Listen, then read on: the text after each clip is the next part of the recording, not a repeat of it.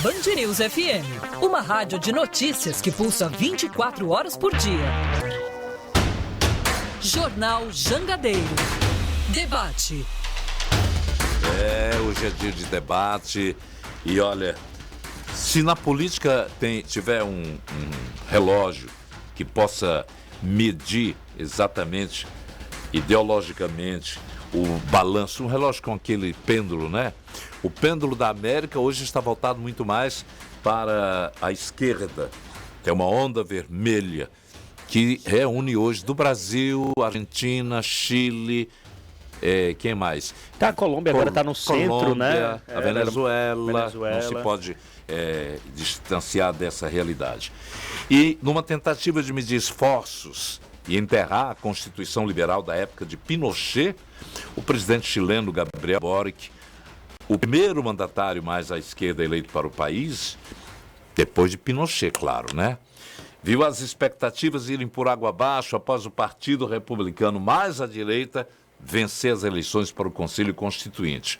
A coalizão de esquerda de Boric, Unidade para o Chile, obteve 28% dos votos e 17 deputados. Essas coligações de direita, centro-direita, vão ter 33 deputados no total, o que lhes dá ampla autonomia para redigir a Carta Magna, que vai ser submetida a plebiscito em substituição à atual, aprovada em 80 durante o governo do general Augusto Pinochet. Por aqui a situação é mais ou menos semelhante. Embora o presidente Lula, de esquerda, tenha sido eleito com mais da metade dos votos válidos no parlamento ele não tem encontrado conforto para formar a base aliada para aprovar seus projetos. Teve a derrota agora da questão do saneamento. Mesmo com a distribuição de ministérios e emendas, o chamado presidencialismo de coalizão. Após a derrota que sustou as mudanças no marco legal de saneamento, o presidente Lula cobrou lealdade dos partidos que possuem ministérios como PSB, PSD, União Brasil e MDB. É inegável que o Lula encontrou um cenário político bem diferente daquele dos primeiros anos de mandatos. Mas até que ponto ele vai conseguir manter o controle? Essa é a discussão que nesse momento a gente coloca no ar para falar. Presidentes de esquerda e deputados de direita, o que o Chile e o Brasil têm em comum? Para debater, nós convidamos Cleiton Montes, cientista político, Emanuel Freitas, doutor em Sociologia, professor em Teoria Política da Universidade Estadual do Ceará. Bom dia para os senhores, muito obrigado pela presença aqui no debate. Bom dia, Nonato. Bom dia, Nonato, tudo bem? Tudo bem, muito obrigado pela aquiescência dos senhores em analisar o atual momento da política latino-americana. Só lembrar que o nosso ouvinte também pode participar pelo 981-54-3814. Esse é um debate que está nas redes sociais nesse momento, no YouTube pelo @Jornal Jangadeiro, no Facebook, no Twitter e no Instagram. Não, no Instagram não. Então, a gente tem a oportunidade de vocês acompanharem os debatedores, o nosso estúdio aqui também comigo, Nonato, e com o nosso querido Yuri.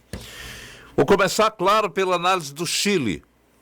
O presidente que havia se mostrado um fenômeno perdeu força, na opinião de vocês. Ele não era um político, entre aspas aqui? Começando pelo Cleiton Montes. Pois não, Cleiton? Primeiro, bom dia. Bom dia. Nonato, Emanuel e todo o público do Jornal Jangadeiro. O que é que está acontecendo no Chile? Para a gente compreender um pouco o cenário. A gente só pode entender essas disputas no Chile se a gente compreende também o cenário, como o Boric foi eleito e o que é que ele enfrentou, o que é que ele vem enfrentando ao longo do governo. Por exemplo, a gente tem no Chile índices de criminalidade, de insegurança pública elevados nos últimos anos. Isso desperta, isso cria uma animosidade, isso cria uma impopularidade do governo. Também crise econômica, o governo também está enfrentando crise econômica. E, claro, lembrando que lá no Chile, o governo, a coalizão de esquerda ganhou a eleição com uma margem muito apertada, muito próximo do que aconteceu aqui no Brasil com Lula, mas também a direita e a extrema-direita conseguiram espaços expressivos no parlamento, no legislativo, né? Então, essa é a grande dificuldade. E lá no Chile, você tem o debate constitucional, que foi o grande pedido das grandes manifestações que ocorreram, que levaram à vitória do Boric, que levaram ao questionamento da herança da ditadura militar. E, para se fazer essa Constituição, lembrando que essa Constituição o primeiro passo dessa Constituição foi rejeitado pela população, houve toda uma disputa, justamente porque você tem um país dividido e um centro político que está tendendo mais para a direita e para a extrema-direita. Boric, ele é um político, né? Mas ele enfrenta muitas dificuldades porque a coalizão dele, Nonato, Emanuel, ela está tendo dificuldade de dialogar com esses partidos de centro, está tendo dificuldade de dialogar com os movimentos sociais, que foram os grandes protagonistas da vitória do Boric, e isso gera impopularidade, desgaste, e juntando com esses fatores que eu coloquei, colocam o governo numa situação muito delicada. Ok, obrigado aqui pela participação do Cleiton. Deixa eu fazer até um registro, uma corrigenda, de que eu falei Boric, na verdade, sobrenome Iugoslavo, é sempre Boric. Obrigado ao Cleiton por nos colocar aqui na ordem da pronúncia correta. Professor Emanuel Freitas, e a sua opinião, como é que o senhor vê esse fenômeno Boric? E, de repente, ele chegou com... Eu vou só lembrar aqui, estava olhando o perfil dele, ex-líder estudantil, avessa a gravatas, fã de música pop, assumiu a presidência como a encarnação de uma nova esquerda, sem laços com a política de sempre, por isso que eu falei aqui, ele não era político. Boric entrou no célebre Palácio de la Moneda, falando em taxar grandes conglomerados e fortunas para financiar a maior igualdade social e, ao mesmo tempo, condenando com todas as letras os governos ditatoriais de Cuba, Nicarágua, Venezuela, coisa que outros esquerdistas relutam em fazer. Esse é um perfil que realmente encontrou um congresso bem diferente do que imaginava, talvez, não é, professor? Isso, Renato. Bom dia. A gente não pode esquecer que, como você chamou a atenção no início do programa, a sociedade chilena é uma das mais conservadoras da América Latina, quiçá do mundo.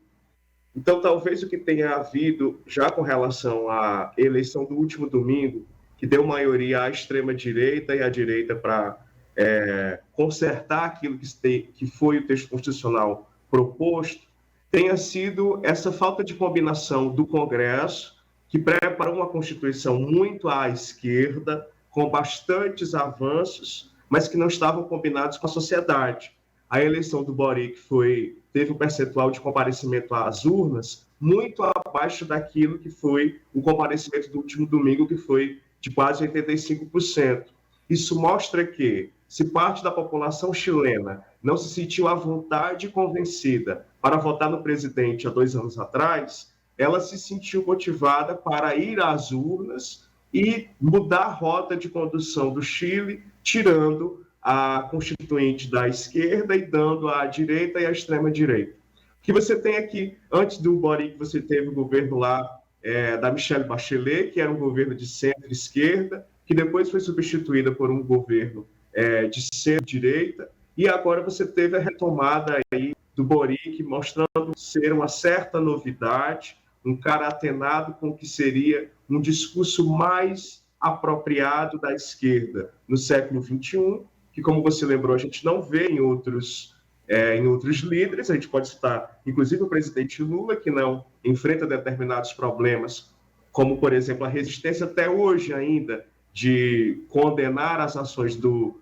presidente da Nicarágua, por exemplo. O Boric faz esse discurso, falou contra Cuba, falou contra a Venezuela, recentemente deu uma entrevista para a Folha de São Paulo, mantendo essas condenações a esses governos, mas o que eu penso que faltou ali no Chile foi que você teve um congresso que colocou o carro na frente dos bois, a gente pode dizer assim, usando o termo coloquial.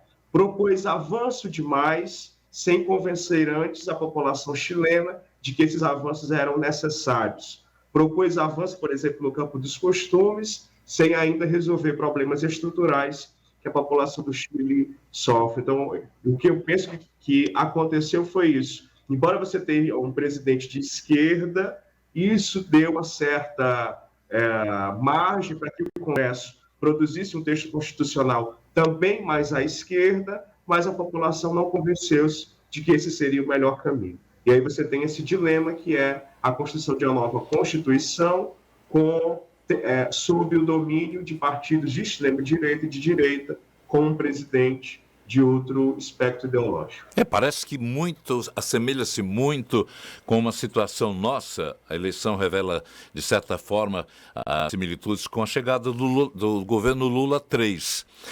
Ele encontrou um país bem diferente de quando assumiu a presidência em anos anteriores, onde tínhamos uma situação econômica bem diferente da atual, um legislativo com uma composição que muitas vezes lhe favoreceu, era muito mais tratável do que de hoje, onde tem a força da direita tem um predomínio.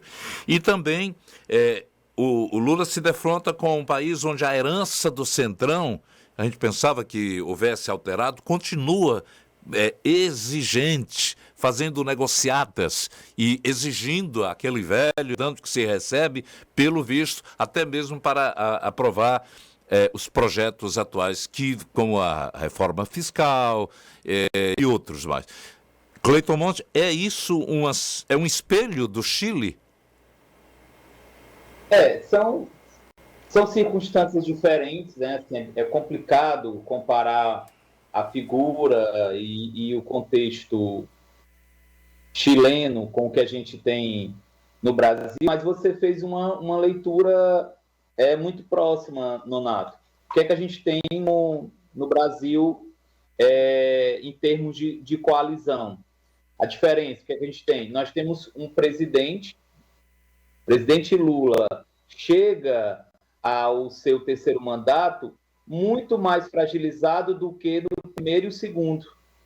Tá? Então, ele, na negociação com o Legislativo, a margem de articulação, porque o presidente Lula ele é um bom articulador, já provou isso em várias circunstâncias, conseguiu aprovar projetos importantes em momentos anteriores, mas ele está enfrentando uma crise econômica, ele está enfrentando ainda uma série de desmontes que ocorreram na gestão anterior, e ele está enfrentando também um Congresso de oposição mais forte. A gente sabe que a direita e a extrema-direita conseguiram grande representação na Câmara dos Deputados e no Senado Federal. Então, não é mais a mesma margem, não é o mesmo formato de barganha que você tinha anteriormente. É mais difícil barganhar com o Centrão, porque ele está funcionando a partir de vários sinais, né? Então, isso demonstra uma dificuldade que já está se fazendo presente no início do governo. Lula está vendo isso, foi derrotado em votações, já está começando a se mexer, né, para fazer um movimento junto aos partidos que têm representação no governo, porque esse é o sentido da coalizão, né? Esse é o sentido da coalizão. Você ocupa o governo e você, em troca de ocupar o governo, você garante apoio. Esse é o curto-circuito que a gente tem nesse momento no governo federal, que dificulta muito a agenda do Lula no Congresso Nacional. Professor, a avaliação que eu fiz e que foi analisada agora pelo nosso Cleiton, é significativa também para o senhor?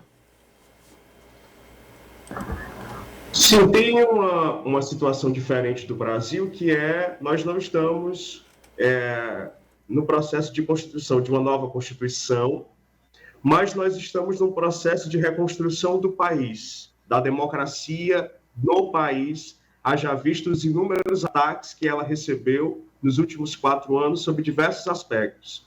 Então, embora o Lula não esteja conduzindo um processo de constituição formal, mas ele tem a missão de reconstruir a democracia, o que não tem sido fácil, sobretudo porque, aí a exemplo do Chile, você tem, como você lembrou e o Brito também, uma base parlamentar de extrema direita e de direita bastante considerável. Você mesmo falou aí do Centrão, que governou o país com Fernando Henrique, governou o país com o Lula, governou o país com a Dilma, mas que esse Centrão finalmente se constitui como aquilo que, ao que parece, sempre foi um conjunto de parlamentares que legislam em causa própria, mas que agora são plenamente identificados com a direita e a extrema-direita. Basta que a gente, por exemplo, assista essas audiências que estão tendo de convocação de ministros do governo Lula para a gente ver a quantas anda o parlamento brasileiro, o Congresso brasileiro. Ontem mesmo um deputado, chamando o ministro Flávio Dino de sobrepeso, ameaçou dar-lhe uma surra. Então, é com esse Congresso que o governo de esquerda, que foi eleito com uma diferença de votos muito pequena, conta para reconstruir a democracia, que não é o alvo, que não é o objetivo desses parlamentares que estão acostumados e cuja missão parece ser, a cada vez mais, corroer aquilo que são os elementos democráticos. Então, o grande desafio do Lula pensa ser esse. E a gente não pode esquecer que ele herdou um governo, um parlamento, melhor dizendo, ultra centralizado com a figura do orçamento secreto. Então, se antes era mais difícil e era mais exigente que o presidente negociasse com as bancadas parlamentares, hoje isso se torna ainda mais complexo por conta das emendas que estão concentradas no presidente da Câmara, o que fornece a ele um superpoder que a gente tinha visto apenas lá no Eduardo Cunha e que agora a gente consegue observar no Lira. Então, você tem um duplo movimento que é exigido do governo: negociar com parlamentares, mas sem deixar de negociar com o Arthur Lira, que centraliza grande parte hoje do poder do Congresso. A gente tem visto, inclusive, a queda de braço entre ele e o presidente do Senado no que diz respeito à tramitação de medidas provisórias. Então, a realidade do Brasil é outra, um pouco próxima da do Chile, mas que tem problemas mais complexos por conta da dimensão demográfica e também por conta da dimensão de representação que o parlamento brasileiro tem. É evidente, é evidente. Falando aqui sobre a negociação com a oposição, a oposição direitista e ultraconservadora, parece ter repaginado o seu discurso na América Latina toda, tomando uma atitude muito mais agressiva, ferrenha, até raivosa. Cito como exemplo aqui: no Peru, o novato Pedro Castilho não superou a inexperiência, insistiu no radicalismo e, sob a ameaça de impeachment, arquitetou um alto golpe frustrado que acabou levando à prisão, sendo substituído pela vice-presidente Dina Boluarte, que segue também cambaleante. Gustavo Petro, primeiro presidente de esquerda da história da Colômbia, começa um mandato pressionado por uma banda conservadora raivosa, que está a oposição contra tudo que ele promete fazer, o que demonstra que não há um bom senso, né, em termos de negociar com a oposição. Qual é o rumo? Como é que vai ser o futuro dessas nações nesse momento? A esquerda tende a enfraquecer ou tende a reformar o tipo de política que vem sendo aplicada? Muito bem, Ana.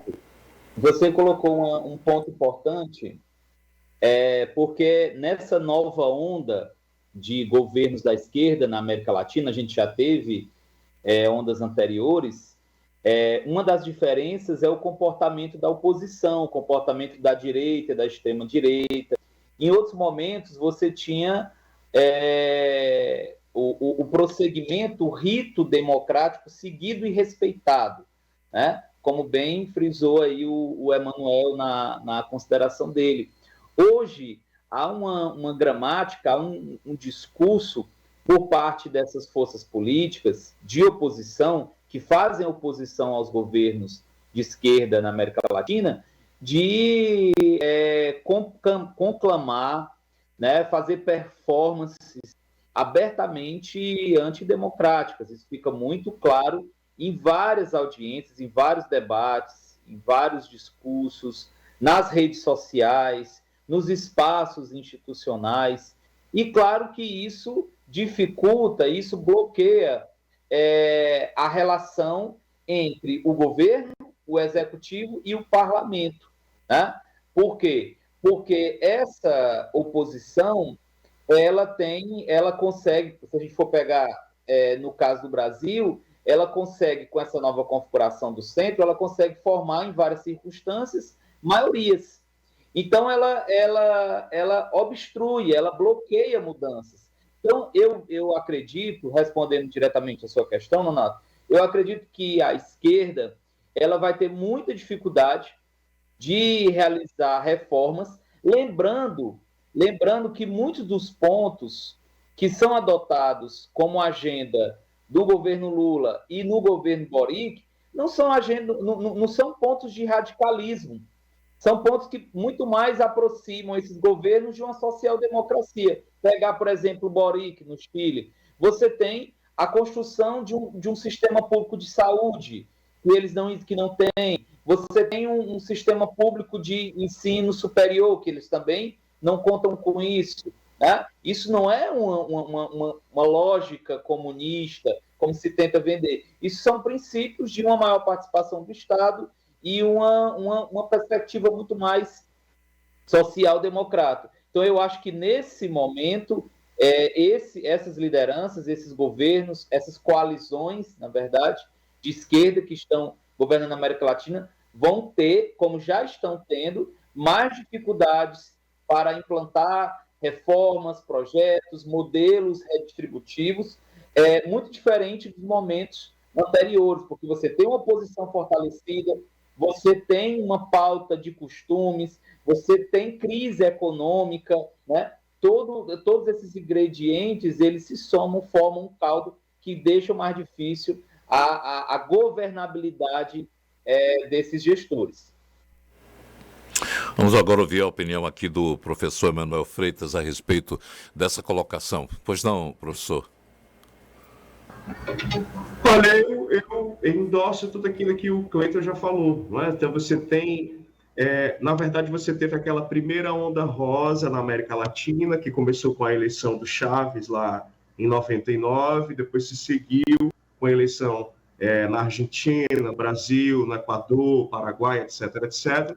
Depois você teve a chamada onda amarela, né, que foi um conjunto de eleições de presidentes latino-americanos mais à direita, que parece ter se culminado com a eleição do Bolsonaro no Brasil, e você teve uma retomada, então, de uma nova onda rosa, com a eleição, inclusive, da Cristina Kirchner, do Boric, etc., e que parece que agora, novamente, você tem, mais rápido do que foi o processo anterior, você tem uma retomada dessas candidaturas de direita e de vitórias de direita na América Latina. Se a gente pensar, por exemplo, na Argentina, você já teve a retirada da candidatura do atual presidente, não se sabe se a Cristina Kirchner será candidata por conta das condenações que ela recebeu recentemente da justiça do seu país, e você tem lá a emergência de um novo personagem, que é o Javier, né, que está tendo uma popularidade bastante acelerada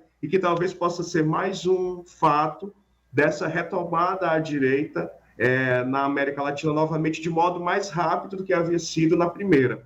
Então, isso reverbera no Brasil com a dificuldade que você tem de se implementar uma agenda de centro-esquerda, né, nem de esquerda, que seria esperada do novo governo do presidente Lula, com uma base de sustentação que não é de centro-esquerda, é mais ainda de centro-direita, com um conjunto de governadores que são de direita ou de centro-direita. Só para a gente pensar, nunca se teve no Brasil um partido de direita que tivesse mais de 20 representantes no parlamento. E hoje você tem o PL, que é o partido do Bolsonaro, com quase 100 cadeiras saídas da eleição. Se você pegar o Republicanos, mais de 6 dezenas de cadeiras. Se você pegar o PP, que é o partido do Arthur Lira, também dezenas de cadeiras, como você nunca viu anteriormente. Então, você tem, além de fortalecimento da direita, de modo eleitoral no Brasil, você tem uma concentração dessa direita em alguns partidos que não eram os partidos anteriormente tidos como de centro-direita, como, por exemplo, o PSDB, como o MDB. Não, você tem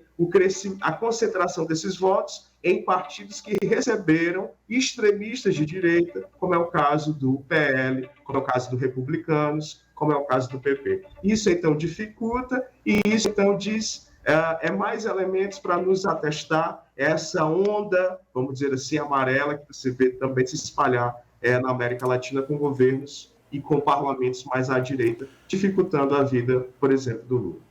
Ok, então vamos fazer um intervalinho bem rápido aqui, pedindo a atenção tanto de ouvintes quanto de vocês participantes, agradecendo sempre ao Cleiton Monte, ao professor Emanuel Freitas. A gente está tendo um debate analítico da situação na América Latina e, principalmente, esse próximo bloco a gente vai voltar novamente a fazer a avaliação política do Brasil nesse momento. Qual é que deve ser realmente os próximos passos do governo Lula para que ele possa também tomar conta com firmeza do governo e encontrar um debate, uma negociação com a oposição. 10h36. Já estamos de volta e a gente tem uma atenção especial para o momento do tráfego nas rodovias. Nós temos um grande problema em Fortaleza, na região metropolitana, relacionada a um choque de caminhões na BR-222. A BR-116, na verdade, continua, tá? O congestionamento. Tem muita gente falando que está parada exatamente há muito tempo, já mais de 1 hora, e que é um alerta. Eu queria que você novamente colocasse aquele Nino dando alternativas para vocês que estão aí para conseguirem sair e encontrar um caminho, porque continua vetado o caminho de passagem ali na BR-116. Nino, conta aí, de novo. Oi, Nonato. Oi, Yuri. Olha só, se você já estiver no sentido Sertão-Fortaleza e conseguir acessar o retorno da PRF, você faz a volta e entra pela avenida de Itaitinga, pela avenida principal de Itaitinga. E você vai cair dentro do Parque Dom Pedro, vai atravessar o Parque Dom Pedro, né, passando ali por trás da cidade Vozão, até acessar o Anel Viário ou a Avenida Logística, que é a primeira entrada de Pedras, no sentido de quem vem de Fortaleza para Itaitinga. Essa é uma alternativa, se você já estiver lá dentro desse trânsito todo. Obrigado, tá. Obrigado a você por dar essa orientação e eu volto com o Cleiton Monte, cientista político. Emanuel Freitas, me perdoem vocês dois, mas é uma situação que é fora do normal, das rodovias, e a gente tem sempre essa didática de detalhar problemas relacionados para evitar que as pessoas percam tempo no tráfego. Volto aqui com vocês, cientista político Cleiton, o sociólogo e professor da UES, Emanuel Freitas. A pergunta é aqui uma história interessante. Pragmáticas e modernas do que a esquerda dogmática do passado, as novas lideranças da América Latina chegam ao poder através de votos de cunho menos ideológico e mais antissistema. No caso aqui, vale para o Chile principalmente, né? Que nos leva à conclusão de que eleitores costumam votar pela pessoa e não mais pela ideologia. Vocês notaram essa alteração? Exemplo de um presidente de esquerda e um deputado mais à direita? Começando pelo professor Emanuel. Olha, é uma questão, eu acho que é uma questão complexa, porque você assiste, por exemplo, no Brasil, uma maior ideologização da política. Então, mais pessoas, por exemplo, se dizem de direita, mais pessoas se dizem de extrema direita, mais pessoas, por exemplo, se dizem armamentistas, e longe de o armamentismo se constituir como, de fato, uma defesa da vida e da propriedade, ele é, sobretudo, uma ideologia. Mais pessoas se dizem contra pautas de costumes, ao mesmo tempo em que mais pessoas põem a pauta de costumes como central para a sua atuação no mercado político, vamos dizer assim. Então, eu acho que você tem uma maior ideologização da população brasileira ou de setores mais esclarecidos da população brasileira. Se a gente quiser mesmo, as igrejas, sobretudo as igrejas pentecostais, e a afeição carismática da Igreja Católica tem se comportado mais como ideologia política do que como ideologia religiosa, por exemplo, se preocupando mais em assuntos desta terra do que do plano futuro, por exemplo. Então, você tem uma maior ideologização da população que, inclusive, dá numa maior direitização do Congresso Nacional, expressando essa ideologização. Né? Então, eu acho que, ao lado disso, você tem o crescimento do personalismo, né? Porque, inclusive, as redes sociais potencializam essa ideia de crença, qualidades excepcionais, tidas como carismas, que algumas personalidades dispõem. Você tem uma coisa e outra. Uma maior ideologização, por exemplo, permite o aparecimento de determinados fenômenos eleitorais, como Bolsonaro, como Nicolas Ferreira, como André Fernandes, por exemplo, que são compreensíveis a partir desses dois fenômenos. Uma maior ideologização e uma maior, um maior personalismo da política como um todo. Deu para entender bem a colocação. Cleiton? Somado a isso que o Emanuel colocou, é importante destacar que no Brasil, também lá no Chile, nós não temos identidades partidárias consolidadas, né? Isso fica muito claro, por exemplo, quando você tem essas figuras que o Emanuel acabou de citar, e a gente tem, por exemplo, no Brasil, um número infindável de partidos, a gente não consegue localizar os programas desses partidos, a gente não consegue, a sociedade não tem uma construção, uma visualização das bandeiras desses partidos. Então, isso, nesse cenário de redes sociais, de uma maior, dessa era de interação a partir das redes sociais, você tem uma dinâmica muito mais personalista, muito mais ideológica. Não podemos esquecer que a sociedade brasileira é uma sociedade, grande parte dela, conservadora, né? Ela tem realmente, a gente vê isso nas mais diferentes frentes, a gente vê isso quando a gente debate diversas pautas sobre os direitos humanos, quando a gente vê índices relacionados a aspectos da violência, da segurança pública, das desigualdades sociais. Então, nós percebemos os diferentes recortes do conservadorismo muito presente, né? E também, claro, isso reverbera nas instituições, está muito presente no legislativo, isso está muito presente no processo eleitoral, e, claro, isso cria um cenário de muitos desafios para o processo democrático, porque são figuras, você tem lideranças que não têm qualquer apreço pelo diálogo, não tem qualquer apreço pelo outro, pela diversidade, no sentido da pluralidade do discurso, e isso dificulta, isso cria um curto-circuito não apenas na agenda de governo. A gente está falando aqui de agenda de governo, agenda do governo Lula, agenda do governo Boric, mas é uma questão muito mais complexa que isso, muito mais ampla do que propriamente uma agenda de governo. Isso cria um cenário de crise permanente, de incertezas permanentes,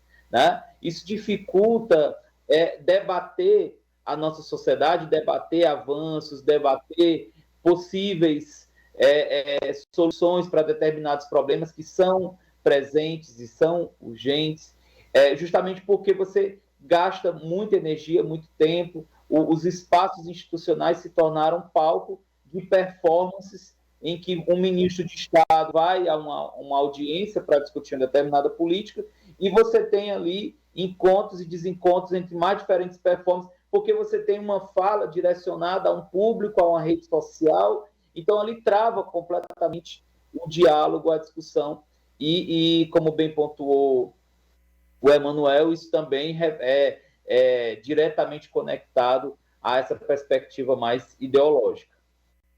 Ok, a gente está chegando ao final agradecendo a vocês pela participação dessa análise do momento da política brasileira e uma extensão também de um braço onde a América Latina obtém uma abertura para a esquerda, no sentido de que é um novo momento, é a onda vermelha que, nesse momento, está impregnada na América Latina, depois de tantos, na América Latina, história de tantos golpes, de tantos ultraconservadorismo, e a gente tem a oportunidade de respirar um pouco uma vertente diversa dos tempos do passado ditatorial. Estou falando aqui em relação ao Brasil.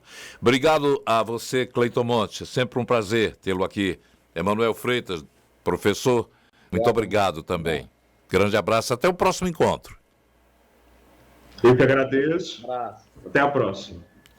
Agora 10h47.